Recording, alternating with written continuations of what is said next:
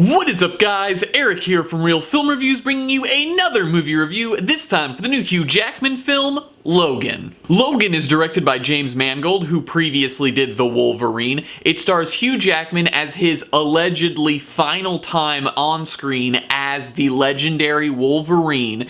It has Patrick Stewart as, again, his allegedly final time on screen as Professor X, along with many others, and it is the story of an older Wolverine. This is an aged Logan. He no longer has his regenerative factor. It's not as strong as it once was. He's slowly but surely becoming sick in his excessive old age. The movie takes place in 2029, and Logan and Professor X come across this girl who has very similar abilities to Logan and decide that they need to help her get to this specific location so that way she can be safe. The number one thing that you have to know going into this film is they have finally done justice to Wolverine with this movie.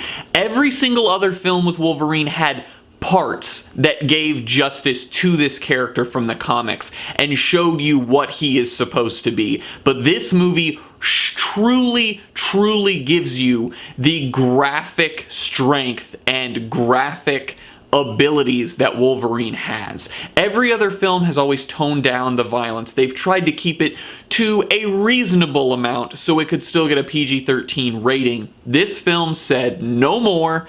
Rated R starts off, Wolverine is killing people in this film. There is blood, there is decapitation, there is limb loss, there is real violence. Now, some of the blood in this movie is CGI blood, which is something you've probably heard me complain about before on this channel. However, in this film, it's done in a mixed fashion, so there is CGI along with practical blood, and for the most part, there were only a couple parts that the CGI blood stuck out to me in a way that it actually pulled me out at all. It was nowhere near as much of an issue as it is in a lot of modern films. And I don't bring up the violence and the gore to say necessarily that it's like, hell yeah, because it is a little bit. The first scene where you get to see Wolverine do this, you're like, finally on screen we get to see Wolverine actually kill someone, and it looks like he's killing them with sharp metal claws, because in every other film it's like, oh yeah, he sliced that dude across the face, but there's no blood.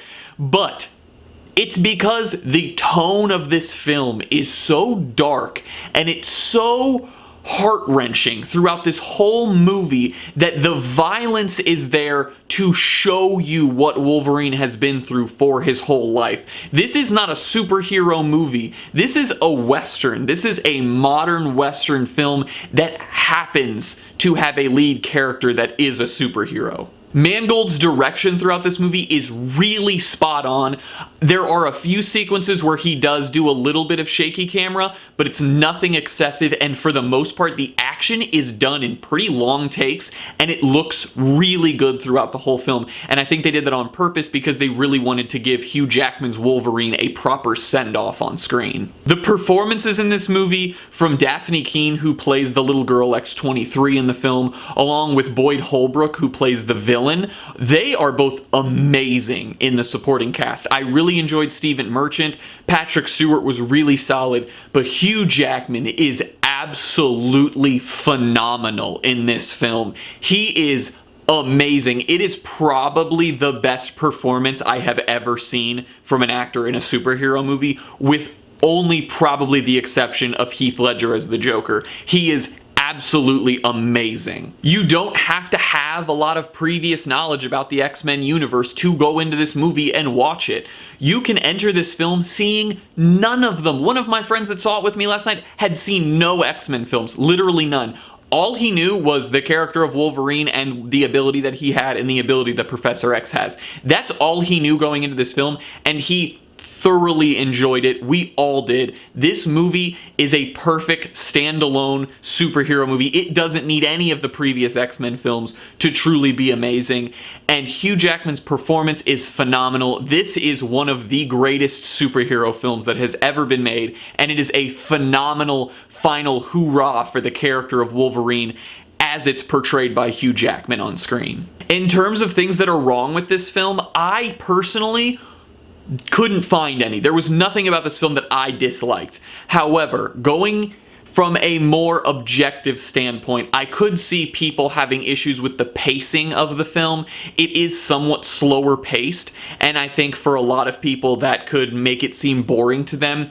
However, I think that that just plays into the fact that it is a modern Western, and then to go along with that, some of the more like predictable or cliche moments, I guess you could say, that take place. There aren't a lot, there's only a few in the movie, but when they happen, I think for some people they could see that as a negative, but to me it helps ingrain that idea of it being a Western that much more. I'm gonna give Logan an A+. This is not just a phenomenal superhero film, this is just a phenomenal film, period.